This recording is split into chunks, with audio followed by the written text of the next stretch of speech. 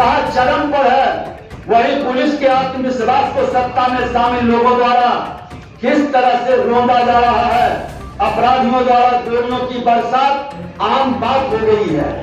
वही पुलिस का अधिकारी एक सजायाफ्ता अपराधी के लिए छाता तान कर खड़ा हो रहा है। यही बदलाव है सुशासन और कुशासन में। जनता को कोई देखने वाला नहीं है। आपराधिक घटनाओं पर मुख्यमंत्री की प्रतिक्रिया ऐसी आती है जैसे कुछ हुआ ही नहीं है। अपराध का ग्राफ घट रहा है, ये मुख्यमंत्री का कथन है।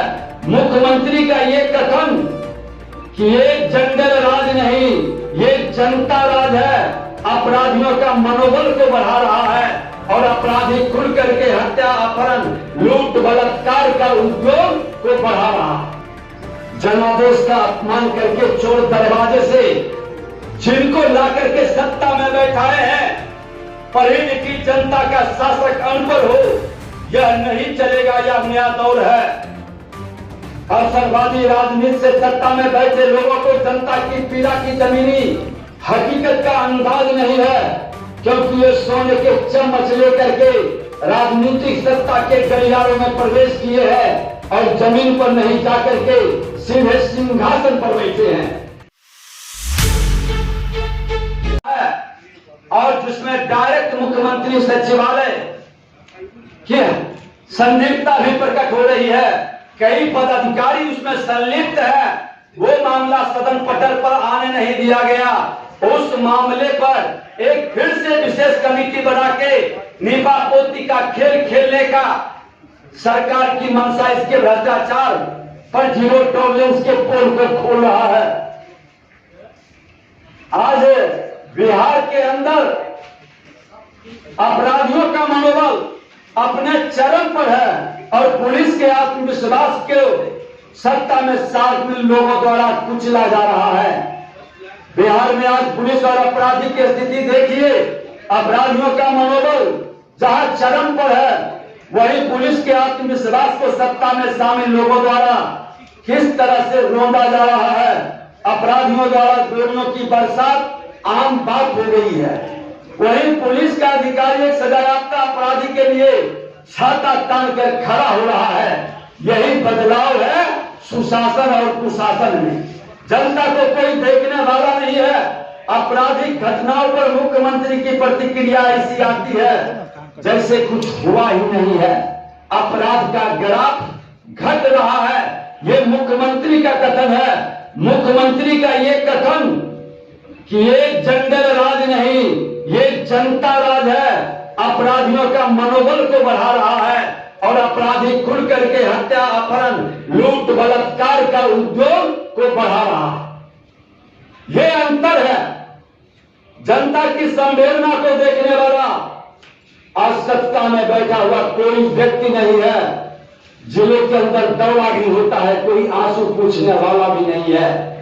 आज विपक्ष के नाते आपको विश्वास हम दिलाते हैं कि जनता की पीड़ा को जितना संभव हो सकता है हम उसके आंसू पोंछने का ही नहीं, न्याय दिलाने का और समाधान का भी पूरा प्रयास करते हैं। लेकिन ये सरकार सदन के अंदर भी गंभीर विषय को जवाब नहीं दे पाती है।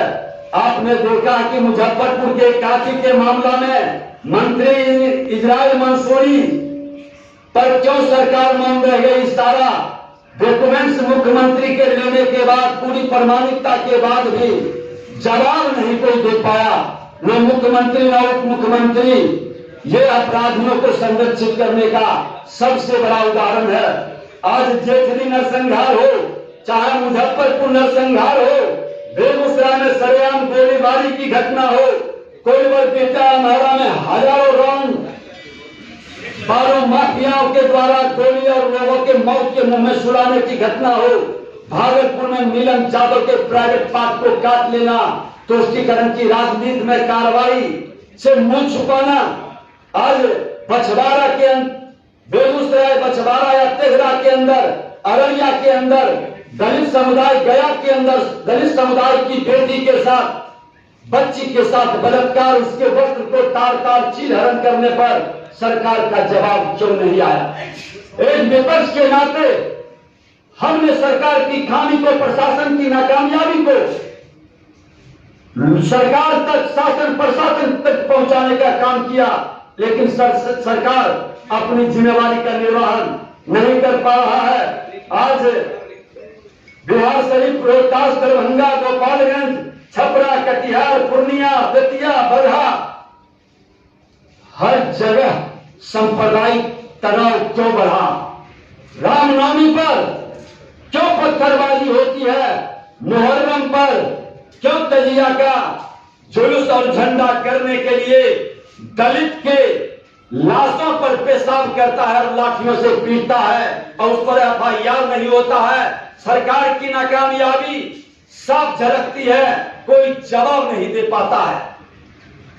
ये विपक्ष की सक्रिय भूमिका के बावजूद सरकार का मौन रहना अपनी खामी और कमी को स्वीकारना और अपनी लाचारी बेबसी को दर्शाता।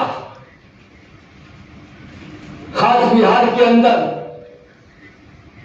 जनादेश का अपमान करके चोर दरवाजे से जिनको ला करके सत्ता में बैठाए हैं, पढ़ी लिखी जनता का शासक अनपढ़ हो, यह नहीं चलेगा। यह नया दौर है।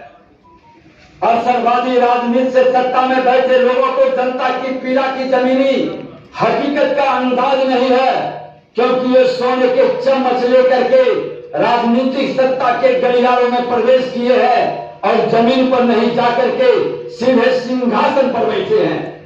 सत्ता के नशे में बैठे लोगों को हमने आगाह करने का भरपूर कोशिश किया कि जनमत ही शासन का आधार है, लेकिन सत्ताधारी दल लोगों को ऐसा लग रहा है कि तुष्टीकरण और जातीय समीकरण से राज्य में सब कुछ मैनेज हो जाएगा। जिसके मन मिजाज में तुष्टीकरण और जातीय उन्माद से सत्ता प्राप्ति का भाव आ चुका है, वह जनता के बीच नहीं जाएगा। जनता को लड़ाने का उन्माद पैदा करके एक गृह युद्ध का वातावरण बनाने का माहौल खड़ा करने में ये लगा है। राज्य के विभिन्न हिस्सों का हमने यात्रा किया है, लोगों से मिलकर उनके दुख दर्द को बांटा है। पूर्ण विश्वास से हम कह सकते हैं कि जनता की समझ इन नक्सलवादियों की समझ से आगे निकल चुकी है। पुरानी समीकरण आधारित राजनीति के झूठे वादों का समय बीत चुका है। सुदूर हिस्सों में रहने वाली जनता भी वैश्विक परिदृश्यों से जुड़ चुकी है। यह तो दौर है जिसमें शासक अनपढ़ हो और जनता पढ़ी लिखी, वह शासन बहुत दिन तक नहीं चलता है। यह अनपढ़ शासक जिसको उत्तराधिकारी बनाने का घोषणा मुख्यमंत्री जी कर चुके हैं, 2/3 पढ़े लिखे डिजिटल योद्धा जो बिहार को ही नहीं बिहार की पहचान देश और विश्व में बना रहा है, वह कतई स्वीकार नहीं करेगा। आज जंगल राज के जो पुरोधा जिनको चोर दरवाजे से ला करके बैठाया गया है, आज उन लोगों को जिस तरह से बिहार के मुख्यमंत्री उनको बार बार घोषित कर रहे हैं उत्तराधिकारी, तो मैं आपको याद दिला दूं कि उनका फकरा था, क्या पढ़ते थे? पढ़ाई, दवाई, कमाई, सुनवाई, कार्रवाई, यही फकरा पढ़ते थे ना। आज बता दें, पढ़ाई कैसी पढ़ाई? शिक्षा मंत्री जो बने विभाग जाने में डर रहे। ये उनकी पढ़ाई शासन में आने के बाद कि शिक्षा मंत्री को विभाग जाने में डर लगता हो, विभाग छोड़कर भाग जाते हो, रामायण और गीता की पाठ को पढ़ाने में लग जाते हो, सामाजिक ताना बाना को तोड़ने में लग जाए शिक्षा विभाग और शिक्षक अभ्यर्थी पर न्याय देने के बजाय, उनको समान काम का समान वेतन देने के बजाय लाठी बरसा दे, लोकतंत्र को लाठी तंत्र में बदल दे। यही इनकी शिक्षा पर, पढ़ाई पर इनका फकरा था। दूसरा है दवाई, दवाई मिशन 60 कहां गया? बदल देंगे 60 दिन में अस्पताल का स्वरूप, एम्बुलेंस के बदले ठेले पर लाशों को ले जाए, मरीजों को ले जाए और 1600 करोड़ का एम्बुलेंस घोटाला हो जाए, अपने ही लोगों को ठीका पट्टा दे दे। ये है इनकी दवाई। कोल्ड ड्रिंक के बोतल में यूरिन बैग के जगह लगाया जाए, ये तस्वीर निभाकर इनकी दवाई हॉस्पिटल में। यही है मिशन 16 का इनकी कार्रवाई। तीसरा है कमाई। तो बालू माफिया की कमाई बढ़ गई, दारू माफिया की कमाई बढ़ गई, जमीन माफिया की कमाई बढ़ गई, प्रशासन में बैठे भ्रष्ट पदाधिकारियों की हिस्सेदारी बढ़ गई और दोनों मिलकर के अपने आका को 50-50% की हिस्सेदारी कमाई करा रही। यही है सत्ता में आने के बाद इनके फकरा कमाई का सच।